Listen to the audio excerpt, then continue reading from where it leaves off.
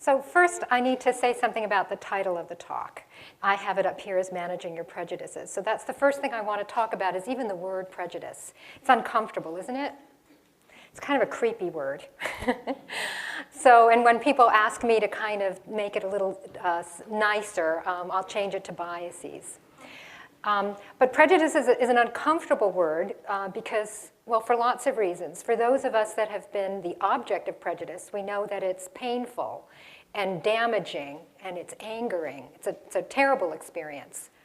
And for those of us that have feelings of prejudice against others, we might be a little ashamed of it and wish that it weren't true, or we might even deny it.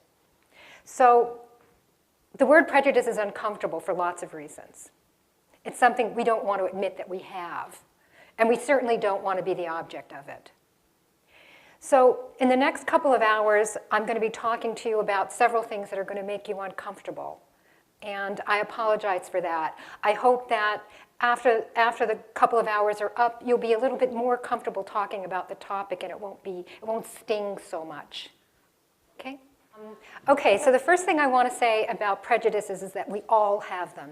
Every single person in this room has prejudices. And if you don't, you're not human.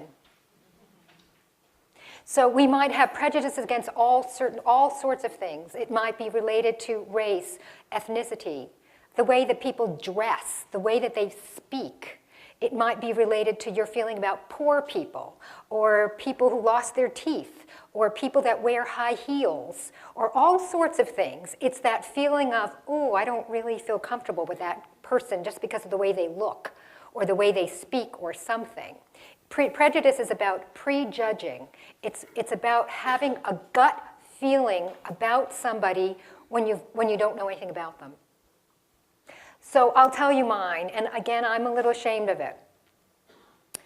I am very uncomfortable with people that have multiple body piercing and lots of tattoos.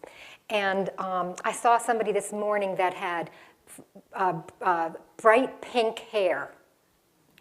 And I couldn't help but leering. I did not manage my prejudices. I leered. And I'm uncomfortable with people that look like that. And even though I try to remind myself this might be the most intelligent, most kind, most lovely person in the entire world, but my gut feeling is very uncomfortable. Now, well, we'll talk more about that in a minute. So I'm going to prove to you that you have prejudices too. So I want you to look at the photos that I'm going to show you, and I want you to silently answer the questions. Is the person honest, lazy, hardworking, or a liar? Okay, so you don't have to tell me, you don't have to tell each other, but you do have to tell yourself. Is this person honest, lazy, hardworking, or a liar? What about this fellow? Is he honest, lazy, hardworking, or a liar? This girl? This young woman, honest, lazy, hardworking, or a liar? This guy, honest, lazy, hardworking, or a liar? What about him? Is he honest, lazy, hardworking, or a liar? Okay, so did you notice? Did you have a gut feeling? Did anybody not have a gut feeling about these people? You didn't?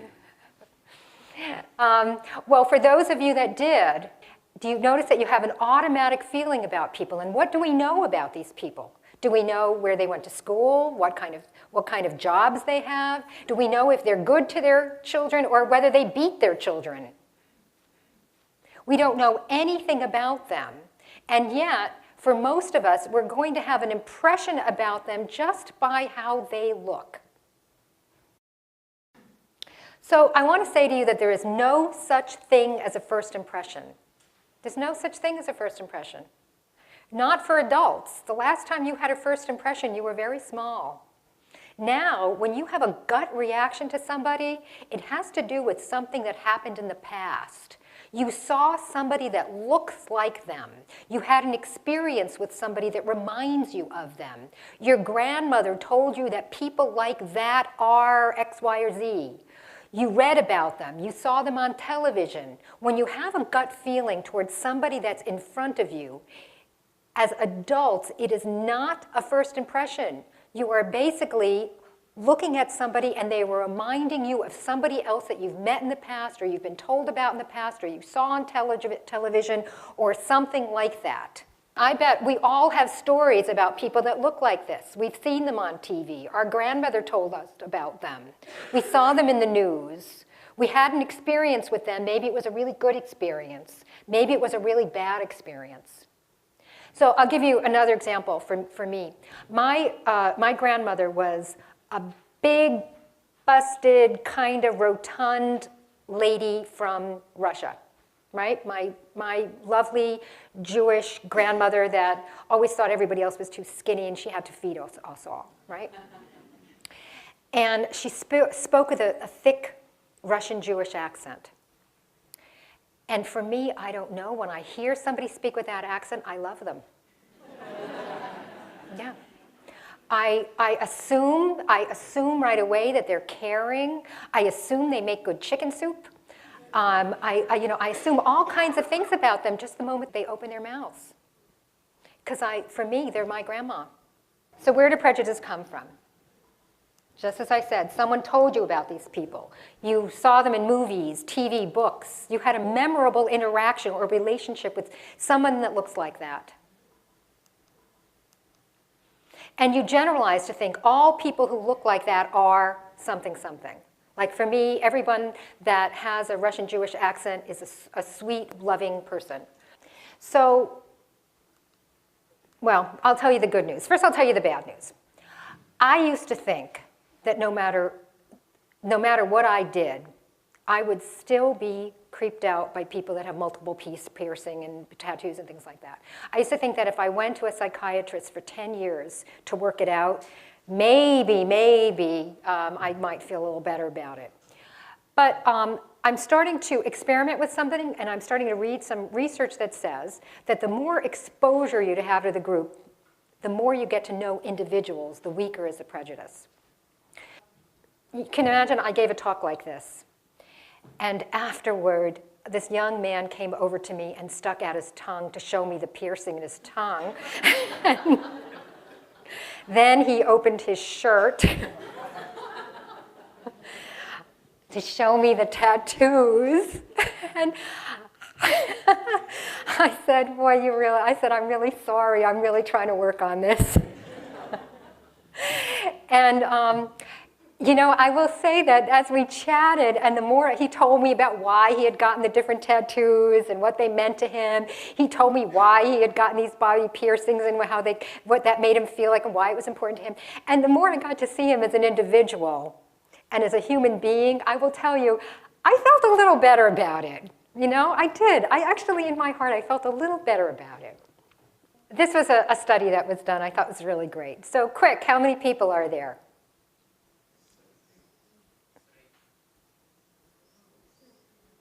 How many people think there are 3? Don't be shy. How many people think there are 3? Very good. How many people think there are 4? How many people think there are 5? How many people think there are 6? Okay. All right, so here's the truth about it. When I first looked at it, the very first time I looked at it, I thought, oh, there are 3 people here. Now, I have looked at it 100 times, and I can't understand why I didn't see 6 initially, because I've stared at it so many times. So there are 6 separate individuals. So first of all, these pictures have been photoshopped to make it tricky for you. All the necks are the same. They made the hair the same. But if you look at the structure of the eyes, for example, so look at the fellow on top. Look how the one on your left has got rounder eyes than the fellow on the right. Look how the structure of his eyes are really completely different. They're probably not even related to each other. This fellow over here, similarly, the one on the left, his eyes are much rounder than the guy on the right. This one, the nostrils are different here. The mouth is different. Then the fellow at the bottom, look at this. Look at the nose. How this nose is much more turned up than that nose. He did not have a nose job. These are 6 separate individuals. 6 separate individuals. So what's interesting about this particular photograph is that there was a study done where they trained people to look and to identify the unique characteristics of individuals in different races. First, they tested people's level of prejudice or racial bias, and there are some really good tests for that even test for unconscious racial bias. Then they taught people to distinguish the unique facial characteristics of individuals, and then they tested them again. And what they found out is that when you begin to really see the unique, distinct characteristics of different people and see them as individuals, the feeling of racial bias or racial prejudice is actually diminished.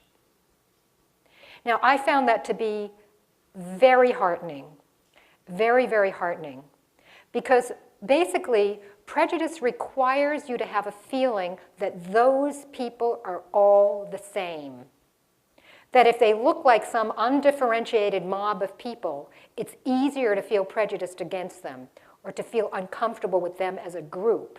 When you start to see unique characteristics, then the prejudice gets weaker. It gets weaker as you begin to see people as individuals, as unique individuals. Wasn't that cool? People with disabilities are often the object of prejudice. For one, we may think of them as being weak or sad, less competent. There are a lot of kind of gut reactions that somebody may have towards somebody that has different abilities. So part of it is even managing your own prejudices. Seeing somebody that's sitting in a wheelchair and say, oh, that's my prejudice, saying that this person's not competent, or they're not smart, or they can't do the job, or they're depressed, or whatever it is that you're projecting onto that person. Oh yes, that's my prejudice talking to me, but that may not have anything to do with the individual sitting there. I actually, if you don't mind, want to talk about different aspects of our cultural selves. Now, we walk in here and everybody has some sense of racial identity. Right? Some of us will call ourselves white, some of us will call ourselves black, some prefer African American, some prefer Caucasian, some will call themselves multiracial, some will call ourselves Asian, some will call ourselves Middle Eastern, some will call ourselves, can't remember what I've left out, Native American. So we'll all have a racial identity. Most of us will have a religious identity. And then we have other characteristics about ourselves that we hold dear to ourselves. So it might be, for example, you might consider yourself a teacher, or you might consider yourself an athlete, or you might consider yourself a mother. So this is something that the way that I defined myself. I put myself in the middle, Gail.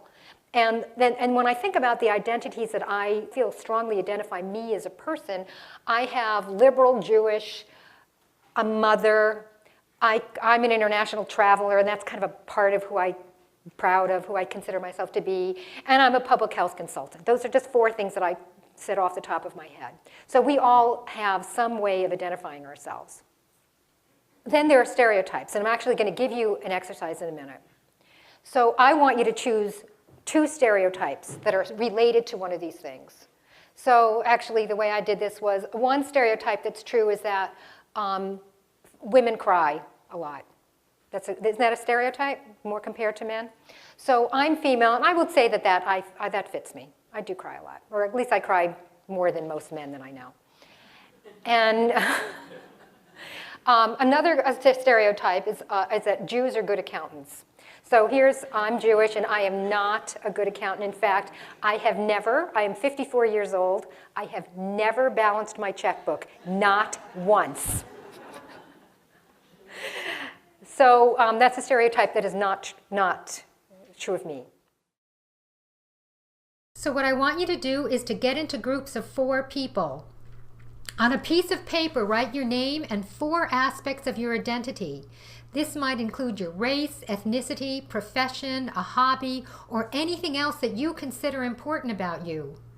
Then, based on the 4 aspects of your identity, write 1 stereotype that is true about you and then 1 stereotype that is not true about you. and then share what you have written about your identity in the two stereotypes.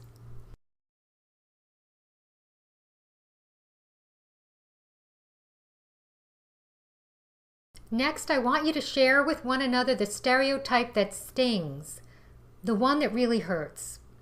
So, for example, for some ethnic groups, there's a stereotype about being lazy.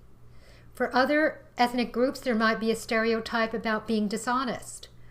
For another ethnic group, there might be a stereotype about being an abuser of alcohol or drugs. So I want you to share a stereotype about one of the groups that you identify with, the stereotype that stings. It's amazing. Talking about prejudice can be fun. Talking about stereotypes can be fun, right? Now, why are we laughing? Notice I looked around the room. I love this exercise because people start off and everybody looks so uncomfortable. Oh, am I going to actually talk about this? And then people are all laughing. Many people are laughing. Why are you laughing? Sometimes we laugh when something made us uncomfortable and it's a sense of relief. It is absolutely a relief. It's like cathartic when you're uncomfortable talking about something and all of a sudden it's okay. It's cathartic, right? It's a relief to be able to talk about stuff like this. So stereotypes are true of some individuals, but not true of others, right? Some Asians are good at math, I think, right? Individuals differ based on how they were raised, their personal life experiences, their education, their socioeconomic status, whether they have traveled, and the personality that they were born with. So within any group that you can identify, you can find some stereotypes that are true of that individual and some stereotypes that are not true at all of the individuals. I said I'm not a good accountant. I will tell you that there's some Jews that are really good accountants. So let's talk about managing your prejudices. The first thing to do is to fess up. That means confess. Confess to yourself. I am a person that has prejudices. And then think about where your prejudices came from. You know, well, my first experience with someone that looked like that was my grandmother or some kid that beat me up at the school ground. Where did your prejudice come from? And examine the statement, those people are all the same. And remind yourself that it's not true. And learn about the individuals that you meet. Everything you think or say about a cultural group is true of some people in that cultural group and not true of other people in that group. Okay, the next thing we're going to talk about, equally fun, are microaggressions. Microaggressions are things like, boy, you're really smart for somebody of your race.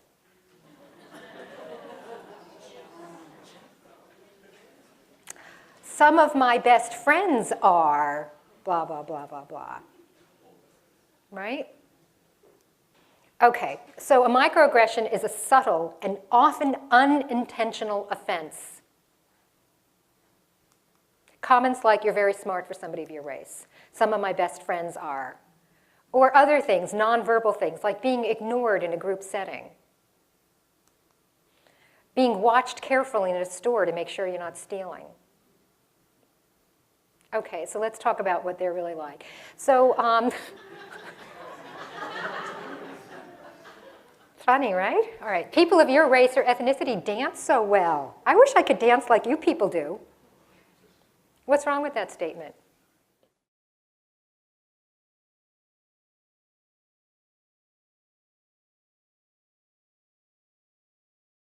Okay, for one, it's social exclusion. It's a generalization and a stereotype. It's also social exclusion. You're different from us. Your group are different. You're the people that dance well. I'm different.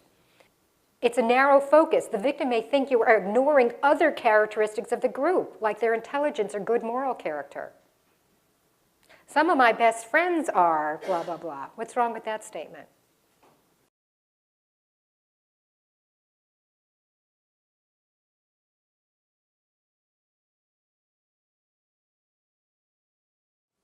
It's also social exclusion.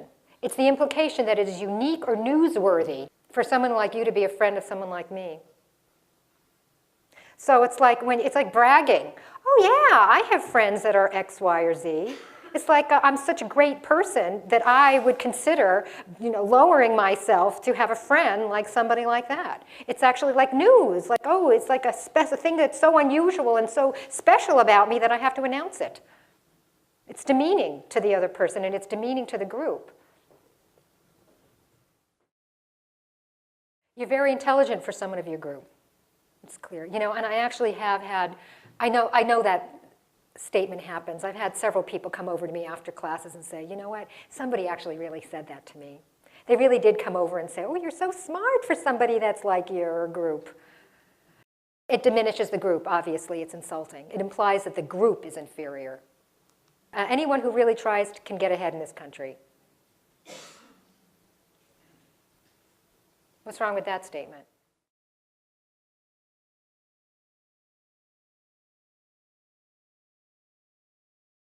Yeah, it implies you're not trying hard enough, or they're not trying hard enough.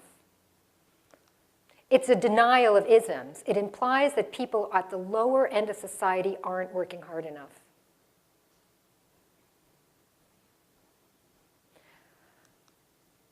I understand, as a woman, I face discrimination too.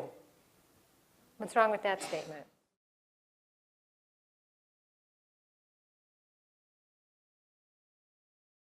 It's implying that every form of discrimination is essentially the same, and they're not. Discrimination stinks.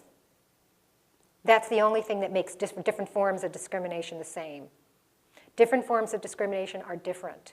And because you've been discriminated against for some reason, it doesn't mean that you're the same or that you understand the discrimination of everybody else that's been discriminated against. They're different. It's another form of denial. It's assuming that different forms of prejudice are comparable, and they're not. They all stink, they're all painful, but they're all different. Okay, this was a real case. Kathy was a bright and articulate pharmacy student. She was a woman of color. After counseling a patient about her medication, the patient said warmly, "You are very intelligent for someone of your race." What should Kathy say?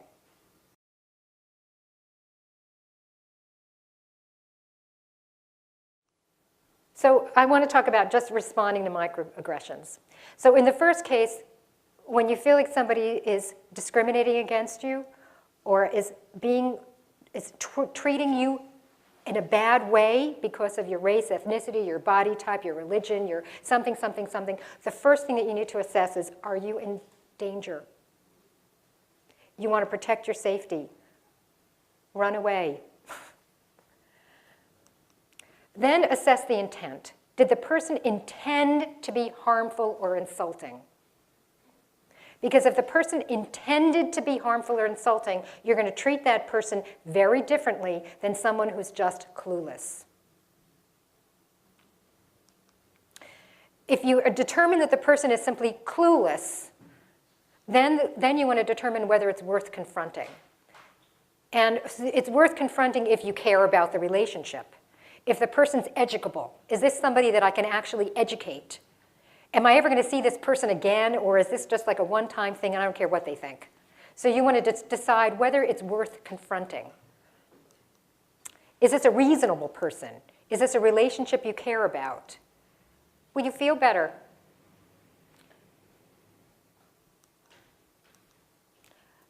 Wait until you're calmed down. Right? I mean, generally in life, if somebody said something that's upsetting to you, it's a good idea to wait until you're calmed down. Speak one-on-one, like better to get the person aside and say, listen, I want to talk to you about something, rather than in a group, because the dynamics will be different. The person will be defensive. They'll be embarrassed. It's more likely to lead to some kind of altercation. Don't accuse them of racism or prejudice. If you call somebody a racist, or you tell them, if you say that they're prejudiced, how are they going to react? They're going to become defensive. They're going to deny it. They'll probably be denying it to themselves. You will not educate them at all. You'll you'll basically close off any kind of communication. They will not listen to what you have to say. So inform them that the comment or the action was hurtful and why. When you said to me that I'm intelligent for someone of my race, I felt very hurt. I felt upset. And the reason I felt upset is because that comment makes me feel bad, because it implies that people of my race are generally not intelligent. Then you want to provide missing information. This is a clueless person that is ill-informed. Actually, most people of my race are quite intelligent and hardworking, just like people of your race. The news only reports on people in trouble and distorts the truth about most of us. So, I mean, I just picked those words, but the point here is to educate them, is to give them some piece of information that they do not have. Don't expect them to understand or apologize. Act gracefully, act with some dignity, and if they don't understand or they don't apologize, there's nothing you can do about it. This is an important tip to remember. Not everyone has walked in your shoes or been through your experiences. So not everyone will understand or even validate how you are feeling. If you decide to confront someone, do it with the aim of simply trying to let him or her know how you feel.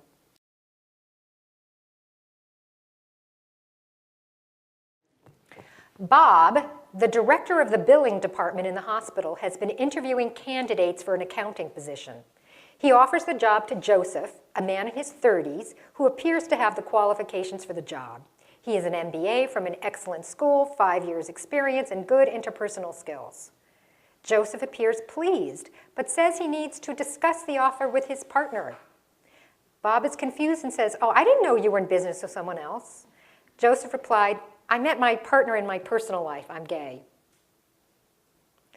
Bob is surprised and embarrassed and says, "Oh, I worked with a gay guy once. I don't have any problem with gays. They're just like normal people, right?" Joseph smiled politely as he left. 1 hour later, Bob received an email from Joseph declining the offer. Why did he decline? Kind of clear, right? Is this an example of a microaggression? Right? Bob did not mean to be offensive, but the comment of, "I don't have any problem with gays, they're just like normal people, right?" is an example of a microaggression. Yeah. So let's think about how to respond to Bob's comment. So first, assess Bob's intent. Did he intend to be hurtful? No, I don't think so. I think he falls in the clueless category. Determine whether it's worth confronting. And Joseph can think about this. So if Joseph wants the job, then it probably is worth confronting, because he's going to have a relationship with Bob, and he wants it to be a good relationship, and he wants Bob to know how he felt. So he's going to inform Bob that the comment or the action was hurtful and why. And then he'll provide missing information. Don't expect him to understand or apologize. It's a bonus if you get some understanding and apology, but you may not. So, okay, so first thing, inform them that their comment was hurtful and why. I know you don't mean to be offensive, but that comment is hurtful. It implies that gay people are not normal, right? Joseph could have said that. Provide missing information. Actually, most gay people live lives just like yours. We get up and eat breakfast in the morning, go to work, and watch TV. The difference between you and me is that my partner is someone of the same gender as me.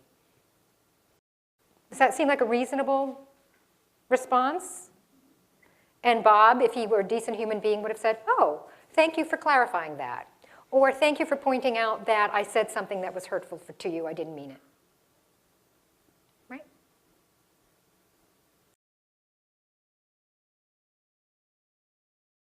So can I make you get into groups again? You can get into the same groups, or you might want to get into different groups, however you want to do it. And the assignment is, everyone, I want you to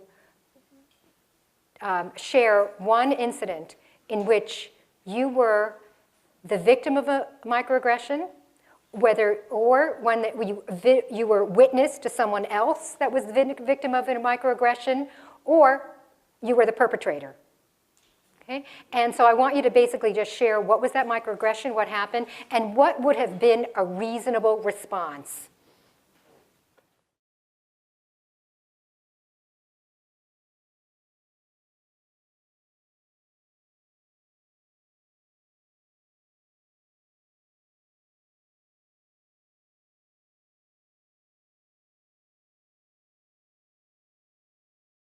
What should you do if you observe someone unintentionally saying something hurtful to someone else?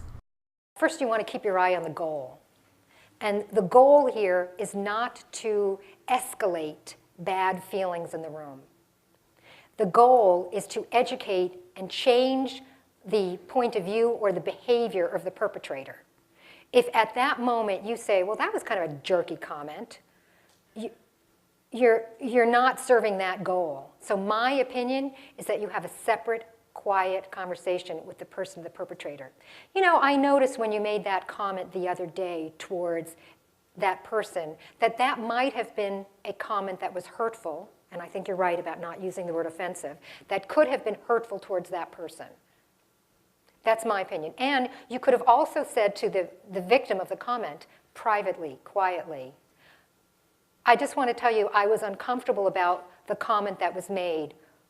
Was that hurtful for you? Does that seem reasonable? See, the thing about this is that it's already charged, and I think you're right, it's charged. The word prejudice is charged, the whole conversation is charged, people are uncomfortable about this kind of thing. What if you determine that the person intentionally was hurtful or intentionally insulting? If somebody is intentionally trying to hurt you or insult you, for goodness sake, the first thing to do is make sure that they're not threatening you in some serious way. You know, make sure that you're not in danger. And then the only thing I can say is that if somebody is so bad that they're intentionally saying something that is hurtful or insulting, there is nothing that you are going to say that's going to make the person say, oh, now I get it. Oh, I changed my mind, and I'm not prejudiced anymore, and now I'm going to be nice to you. That is not going to happen. And so my guess is that there's not a lot that you can do that's going to change that human being. The question is there some wider social justice system? Can you then go appeal to somebody in HR? Can you find out, or can you basically have the person sued for discrimination? Or is there some wider system intervention that could basically take the power away from that particular individual? I think power structures are in some ways everything. You know, I mean, you know, the problem with racism and prejudice and bias is that, well, there are two things. One, it hurts people's feelings, and it's insulting and damaging to people psychically. But then there's the whole other world of it being damaging to people in other more tangible ways, like not getting a job that you should get, or not getting the salary that you deserve. You know, those are, or not being able to live in a place where you want to live. You know, there are other kind of physical, tangible results of discrimination that are beyond, you know, that are beyond the simple, you know, my feelings are hurt and I feel like somebody's damaged me psychically. Which is worse, the person that's prejudiced in your face and says something insulting, or the person that's prejudiced behind your back and keeps you from getting the job? But I will say that if we're trying to change the behavior of the people that are prejudiced behind your back and keep you from getting the job, one of the things that we want them to have a sense of is some sense of what the social norms are. That if you want to be kind of respected in society, it means that you treat people fairly. That we need to establish that as more of a social norm, that if if you want to be treated respectfully in society, I expect you to treat people fairly with regards to all of these things that we're talking about.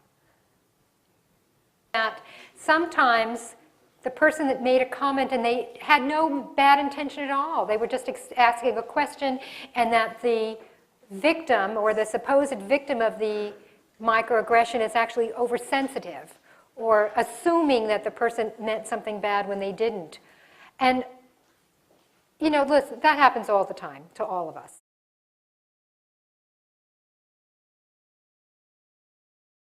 Accents in foreign languages.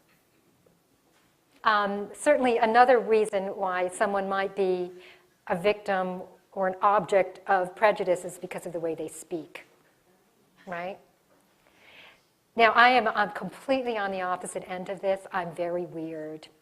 I think it's because of my grandma that spoke her accent was so strong that other people could not understand a word she said.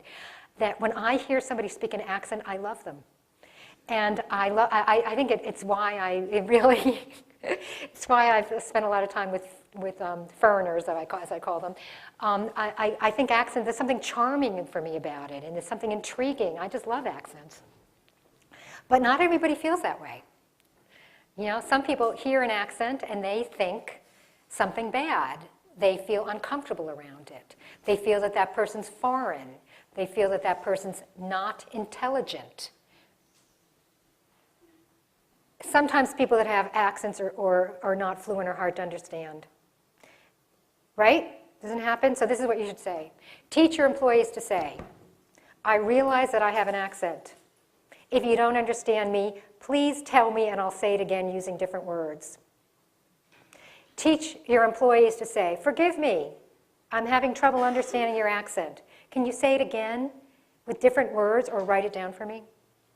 Something along those lines, because what I'm trying to say is that it is sometimes problematic to understand somebody that has a strong accent, right? So there's a way to bring it out in the open and say, listen, you know, for supervisors to say to their employees that have accents, you have an accent. You're also a valued employee here. We want you to stay here. We want you to be here. And we want people to know what you say because what you say is important. So here's my recommendation. Tell people, I know I have an accent. It may be hard for you to understand me sometimes. If you cannot understand me, please tell me and I will repeat it or I will say it again with different words. It's a practical solution. So this is what I want to say to you about the people that speak foreign languages around you, especially at work. They're not talking about you.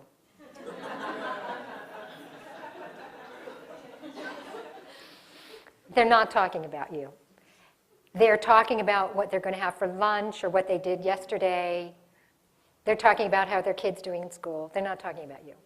So, and I know that it's natural. It's natural when people are near you and they're speaking in a foreign language, you think they're talking about you, but they're not. So this will be my last little exercises. Actually, I want you to get into groups of 2. Okay, here's your assignment. I want you to talk about what are you doing today and what are you going to do tomorrow. Except I want you to change really 3 words. Instead of am is now red, are is blue, go is green, and like going is greening. So what red you doing today? You get it? Oh no, did I get it right? Oh, see, even I can't do it. Okay, what red you greening to do tomorrow? Oh, what? Oh, darn it. You get the problem here? Okay, so I'm going to give you 5 minutes in pairs. I want you to answer these questions using this new language. This is a new language that you're all learning, okay? You only have to learn it's really only 3 words. You could do it.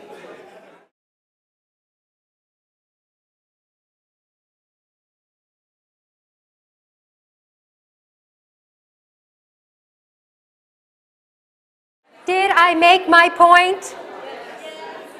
Did I make my point? So when you look at somebody that comes to the United States and they're learning English, and you say, why don't those people just learn English?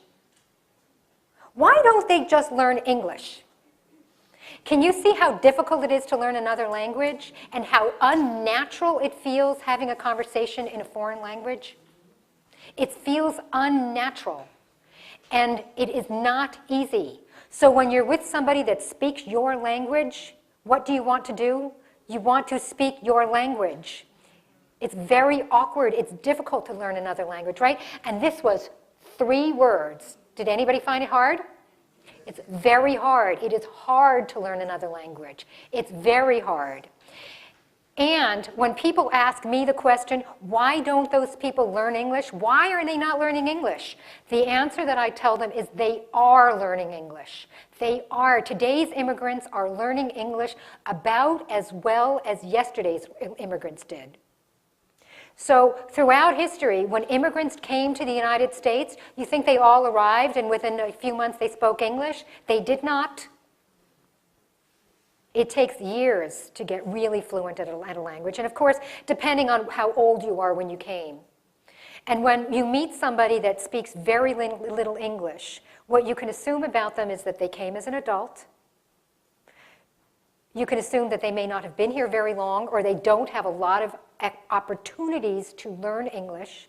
The other thing that you can assume about an immigrant that does not speak English very well is that they're upset about it. They're unhappy about it. And when somebody doesn't speak English well, or if they don't speak English at all, it's almost never because they don't want to. Almost always they really, really want to, and it is hard. It is hard to learn another language. Some of us are better than others, but in general, it's hard to learn another language. So have compassion for these people that come and they're trying to learn English, they're struggling along with it, and have compassion for people, the janitors, that are just having a normal conversation in Spanish or Creole or whatever. They just want to have an informal conversation about what they're going to have for lunch or what they're doing tomorrow or what they're doing this weekend. And for them to struggle in trying to have that conversation in English makes them feel like they're saying, I read whatever, right? That's what they feel like when they're trying to do it in English, and it's not fun for them. They just want to, just for a moment, can I just have a conversation with my friend in my language and not struggle with it? Okay? One thing that's simply polite is to ask the foreign language speakers to say, I apologize that we're having this conversation with ourselves right now. We're just discussing lunch tomorrow. You know, or just something to say, or I'm just talking about what I'm going to do this weekend, just so that they know that you're not, they're not deliberately trying to exclude you. If you can't understand somebody's conversation, then by definition you're being excluded. I mean, we all have to have compassion for one another. So, you know, I'm asking the English-only speakers to have compassion for the foreign language speakers. It is also appropriate to ask the foreign language speakers to have compassion for the English-only speakers. To say to your employees, we know you're not really talking about us, but it makes us feel excluded when you're having your conversation in your language. I wanted to just say something about naming racial and ethnic groups. People have strong feelings about this. And so a good thing to do is to ask people how they name their group or how they want to be referred to. So here are lots of names, African American, Black, and then some people actually want to be referred to by the specific country they're from. They're Haitian or they're Jamaican. You know, I know some Jamaicans that don't feel African American. They're Jamaican.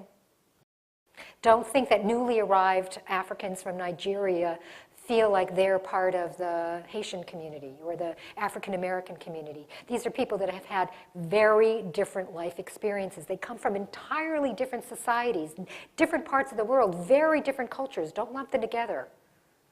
Don't assume that, that Haitians and African Americans get along or that they feel like they're the same group of people. Sometimes they do, sometimes they don't. The Hispanics, Latinos, some Hispanics prefer Hispanic, some prefer Latino.